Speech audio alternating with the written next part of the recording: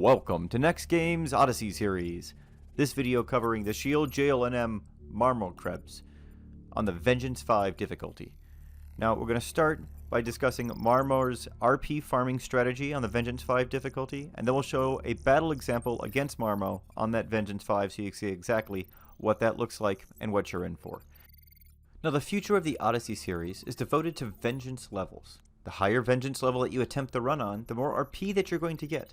So I felt it important to showcase the differences between these Vengeance levels so that people could best gauge where they may take on this new content to get the most RP. Now if you are new to Odyssey and would like to know more about the specifics of these NMs, make sure you look earlier in the series in the episodes where I cover each of the NMs and their abilities and how to initially defeat them in detail. Now let's go ahead and briefly recap our previous Vengeance level, which was Vengeance 0. We did 1250 Alliance DPS and killed him in 6 minutes with Ninja. The boss had approximately 333,000 hit points. Now in Vengeance 5, in the successful battle example you're about to see, I was able to develop a strategy to win with 1 minute remaining after failing on my first attempt. Now I needed to do 1,000 Alliance DPS in order to finish in this time and take away all 750,000 of his hit points. So let's go ahead and discuss what exactly went into that win. Now my first time through this run, on Vengeance 0, I had little issues with beating him, and RKV had no problems tanking him. However, with Vengeance 5, a particular ability definitely made this a much more challenging fight. That is, Sundering Snip. Now on the initial run, he was only doing 1300 AoE damage to me and my trust, making it really a non-issue. Now on Vengeance 5, with my level 34 trust, it's doing 2600 damage to RKV and one-shotting him, and doing 2000 to 2600 damage to me, and most often one-shotting me. So this meant that RKV usually dies the first time it's used, and that you must ride Migawari for this entire fight in order to actually survive. Even with riding Migawari, there are tons of opportunities for him to easily one-shot you under 50% health. This is because under 50%, he uses abilities much more frequently, often using an ability after every melee round of attacks. This makes it so he can, at times, use snips back to back, or use Rendering Deluge, which will dispel Migawari and then use snip. Now I learned of this issue during my first run that you were seeing here on the right hand side, and sadly I wiped at 38%. It was clear I was going to need to alter my strategy in order to make this a reliable win on Vengeance 5. So in the second attempt, I went ahead and swapped in some pieces of gear to cap my defenses and increase my hit points over 3,000. Making a random Sundering Snip really a non-issue. Now these pieces that I added included a Saru Katana, a Seki Shuriken, an Unmoving Collar +1, an Odnawa Earring +1, and a Gelatinous Ring +1. Now note, this is only helpful if you add these pieces to all of your gear sets, therefore increasing the hit point threshold of all of your gear sets. Therefore, I had to make a specific gear swap file that left those pieces alone, which allowed me to maintain this 3000% hit points as I swapped gear. Now this strategy made the fight rather trivial, but it also reduced my DPS from 1250 Alliance DPS that I was getting in my first failed run to 1000 Alliance DPS. This meant I only finished with about 1 to 2 minutes remaining, when I would have otherwise finished with about 5 minutes remaining with my DD strategy. Now if I wanted to speed up my next kill, I would recommend using a DD setup like I did in my first run for the first 50% until Mighty Strikes is used, as the risk is very minimal until that point as long as you keep Migawari up. Then, switch to your hit point gear set that I mentioned in this video. Using this strategy, I feel you should be able to take on Vengeance 7 to 8 solo and still finish just in time with this strategy. But I do not feel, sadly, that a Vengeance 10 is possible in a single run solo. So when it comes to Vengeance 10 and Vengeance 15 clears, we're going to have to get a little more creative. To take on that challenge, I intend to make the following alterations to my strategy. The first one is to do the event during a Trust hit point event, so that hopefully RKV and August can live through the snips and tank for us during some of the runs. I also intend to use Trust hit point food. Next, I need to get my level from 34 up to 45 so that they can also be a little more defensive. Next, we need to come up with a strategy for using 2 runs, if not 3. So instead, we're going to start with Summoner, using Arc HM, August, King of Hearts, and 2 White Mages. Now, if the main boss is not under 50% hit points in that first run, In the second run, we'll then bring in Red Mage. Red Mage is going to use Arc EV, Ulmia, Cherokee, Arc GK for some skill chains, and another White Mage. And for this, we're going to use Spell Damage and Magic Bursting to get all of our damage in. Now, both of those two should hopefully at least have gotten the NM down to 40% hit points, which is when Ninja goes in with Megawari and cleans up the run by riding Megawari the entire fight with Arc TT, Joaquim, Kurumoru, Monburo, and Kupipi in run 3. Now, obviously, it's going to be much more difficult to accomplish with Vengeance 15. Truthfully, Vengeance 10 I think I should be able to reliably do in 2 runs, but Vengeance 15 I'm definitely fully expecting to utilize all 3 of these jobs. Now, for the next episode in the series, we're going to move on to the next Atonement 2 Vengeance 5 NM.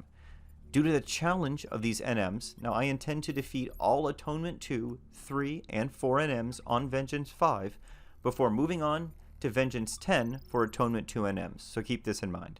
Now, for Trust in this battle example, I'm going to be using Matsui P for lots of MB damage, but note that Arc TT or Shantoto 2 should also work. Ulmia for marches, Kurumoru for haste and Dia, and Monburo and Kupipi for cures. Let's go ahead and switch now to the full successful run so that you can see what that looks like from beginning to end. Enjoy the run, everyone.